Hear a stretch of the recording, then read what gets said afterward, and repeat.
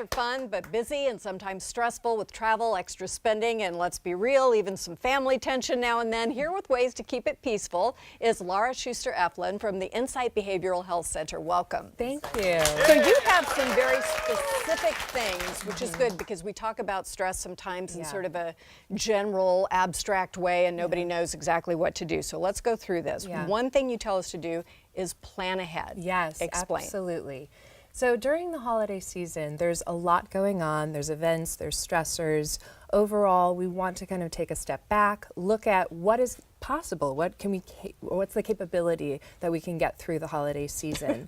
So what are my chances? What are my chances here? So really kind of thinking about what events do you want to attend, which ones are important, and that your presence is, more than, even if you don't want to go, maybe it's very important for you to be there. So then balance that out with something in which would be more restorative, more self-focused, and, self-care.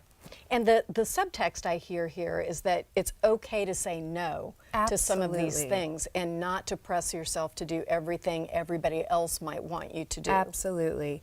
Having some self-compassion and recognizing, I kind of say it's a marathon, it's not, a sprint. Not a sprint. Really just try to get through this holiday season and recognize what's important to you, and also what's important to those that are important to you as well.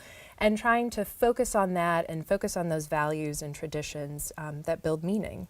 A support system is important, you say. Absolutely. Yes. So, in the holiday time, it brings up two parts. One is, the movies and, family and traditions and so forth. And a lot of people during the holiday season are alone. And so how can they reach out? How can they build a support system? Doing contribution, volunteering, getting out, doing things with people, even if it's in a coffee shop, just being surrounded by others can be a way to have support. And embrace your friends because they can be family just as much. Yep. And then the other side is to reach out to those that you trust and tell them what's going on. So if you do plan ahead and you recognize maybe there might be some pitfalls or some difficulties along the way, plan for that, talk with them about it, make some plans about what you could do differently, when you should leave, how long you should stay, so forth, and maybe check in with somebody once in a while. That's a great idea. Set limits, you say. Now that's easier said than done, so let's talk about that one. Absolutely. So setting limits is more about recognizing how much can I actually take on before it starts to wear me down.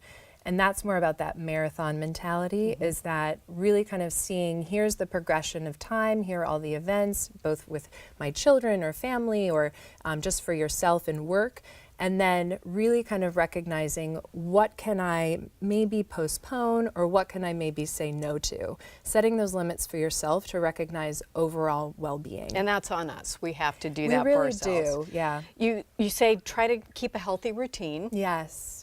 Don't eat a whole pie. Yes, so balance, right, both sides. So know when it's enough, and then also kind of bringing in some things that maybe would be, special, a special occasion and so forth. But building in that routine, so going to bed at a typical time, waking up around a typical time is really useful for overall mental health. It's hard and challenging because we want to stay up, we don't want to miss a lot. However, it's so important to try to get your rest because then the next day you really start to see kind of the wearing down over time. That makes sense.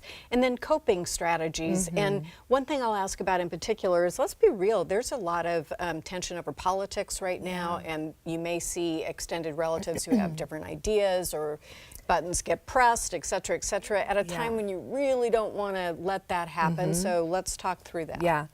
So we talk about this in our groups and with our patients, and we kind of look at what is going to be effective. So effective is not about looking at short-term sacrifices, but more the long-term gain.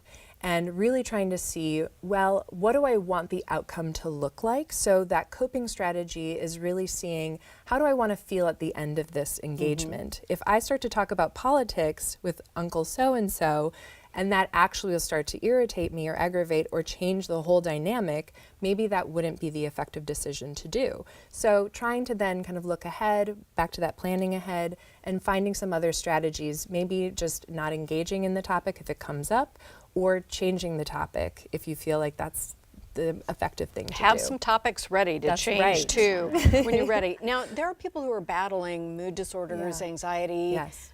depression, etc. And so this can be a particularly difficult time. It can. What's like one tip you can offer people so that they can be forgiving of themselves and kind to themselves? I think that you really kind of mentioned it in that, which is this non-judgmental mentality, to really kind of take that step back and recognize already, there's some things in which you do not have control over, whether it's mood, anxiety, or trauma, or just memories around the holidays and loss. Not everybody's memories are good ones. That's right. And so how to kind of prepare for that and recognize that, and really kind of find ways to build meaning for yourself in those holidays, and then find respite. Make sure that you're planning for times to do things that will rejuvenate you, Right. and to just take it one day at a time. That's good advice. Well, of course, because you're the expert. And then maybe for the rest of us, when somebody Yeah. says that it's too much for them or no, let them have that. Don't try to make them That's do too much. really a great thing Because to think about. if you're not really tuned in, you might not know that's something they really need. Thank you so much. Thank you. I really love this discussion. Our medical panel is next.